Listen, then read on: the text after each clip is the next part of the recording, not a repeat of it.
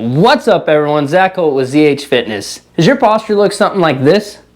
Or worse yet, like you're auditioning for a role as Quasimodo? Well, don't worry, because today we're going to straighten things out. Aside from telling you how to fix your posture, we're going to show you different workouts, stretches, and new habits you can do to start standing tall, proud, and pain-free in no time. So let's get into it.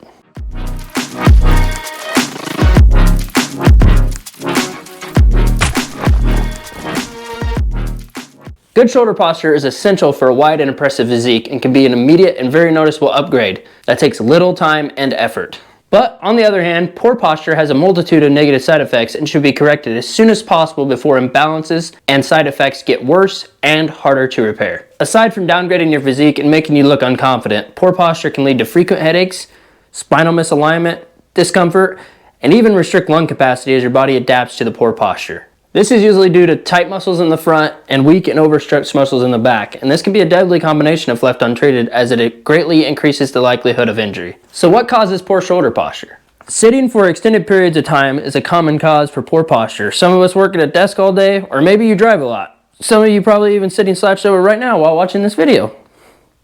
Which brings us to yet another point, especially in today's world, staring at a phone screen. Ever heard of tech neck? Another common culprit are those of us weightlifters that only focus on the front muscles that we see in the mirror every day and completely ignoring the very important back muscles that keep us aligned and healthy. So how do we fix it? Before we get into exercises to fix shoulder posture, let's discuss the easiest and most simple method first: stretching. As you can see here, the shoulders have begun to internally rotate, basically meaning they're being pulled down and forward. To correct this, we need to stretch the tight pectoral muscles pulling in this direction. One stretch that worked wonders for me was this doorway stretch. You can use one or both arms, but just focus on putting your arms out like this at a 90-degree angle and focus on keeping your shoulders down and back. Avoid shrugging. Press the front of your shoulder against the end of the wall or doorway and place your palm flat against the surface. This will place a lot of focus on the pec major, and I found as you slide your hand upward, the stretch will intensify and put extra tension on the pec minor. All day long at work, I would stop and do this any chance I got for a good 20 or 30 seconds. Some studies actually show that shorter stretches and greater durations throughout the day can provide greater results. Another one of my favorites is a modified version of this, where I put my hands out at a 90-degree angle with my elbows slightly below shoulder level. Next, I would squeeze the shoulders back and tight together, like so. Once in this position, you want to bring your elbows forward and almost in a downward position, sort of towards your pockets. Here, you'll want to avoid arching the lower back by keeping your core engaged, and if done properly, you should really feel a stretch here.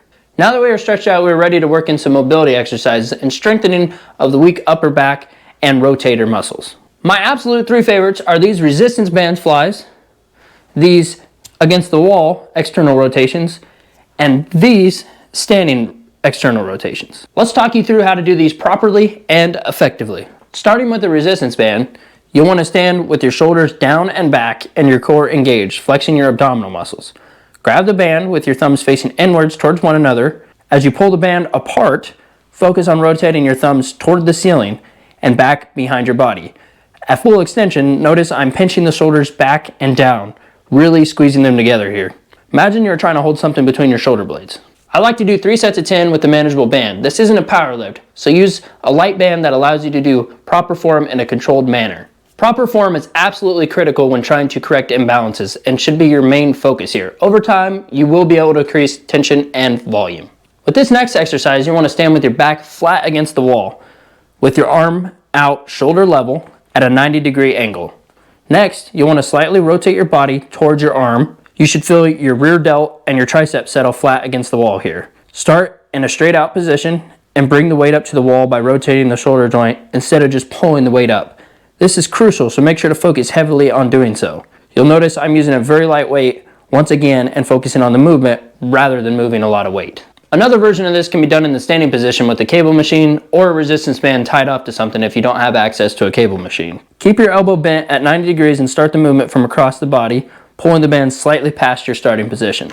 Make sure to keep your elbow to your side and avoid drifting out away from your torso. Take note on the range of motion here. Let's move on to some weight training now that we've stretched and worked on our mobility. Here's 3 different options that are great at strengthening the upper back muscles to pull those shoulders back where they belong. Number 1, lay face down flat on a slightly inclined bench with your arms straight out in front of you in a Superman position. Rotate your wrists with your thumbs towards the ceiling and begin lowering and raising. This can be done with or without weight depending on your progression.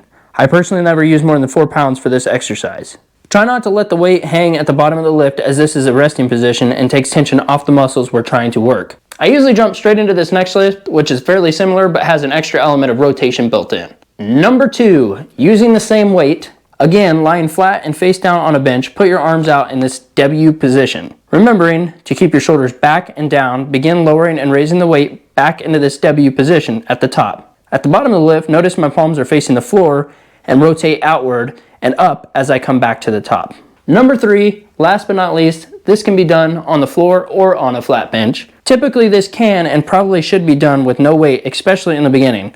Lying flat, facing the floor, extend your arms straight out in front of you like so. Slowly rotate your arms in a full circular motion out and down towards your butt. Rotate your palms towards the ceiling as you finish the motion and do the opposite as you return slowly to the starting position. This lift can be a bit more challenging, so make sure to stay within your rep range where you don't have to compromise your form. For a little added difficulty, you can simply raise your feet off the floor. This will engage the lower back and begin to strengthen it as well. Keep in mind this is a process and can take a little time to correct. Be patient and slowly work your way into it. I started by stretching every day and adding a few of these different workouts into my routine, gradually increasing volume as I progressed, until one day I looked in the mirror and I was standing tall and proud. I promise as you follow this routine, you will notice immediate improvement, and as you straighten out, you can back off your volume quite a bit in order to just simply maintain your new and improved posture. Don't be surprised if you also see a power increase in certain lifts such as the bench press, as well as disappearing aches and pains as you begin to open up the shoulder socket and relieve some of that tension. One last and very important takeaway from this video: remain conscious of your posture all day long. Whether you're sitting or standing, try to remember to keep those shoulders down and back and sit up tall and proud. I don't care what it takes. If you have to tape a picture of Quasimodo to your computer screen or even to your forehead, then so be it. I remember walking around like a weirdo for several weeks, over-exaggerating my posture everywhere I went, but it paid in full and didn't take long before it became natural and started to improve my posture. Track your progress and let me know if this helps you make your exit from the humpback community, and once you do, you'll be in a great position to start building those shoulder muscles. If you don't know how to get big and rounded shoulders, then this video should help. Thanks a lot for watching and keep on grinding. We'll see you on the next one.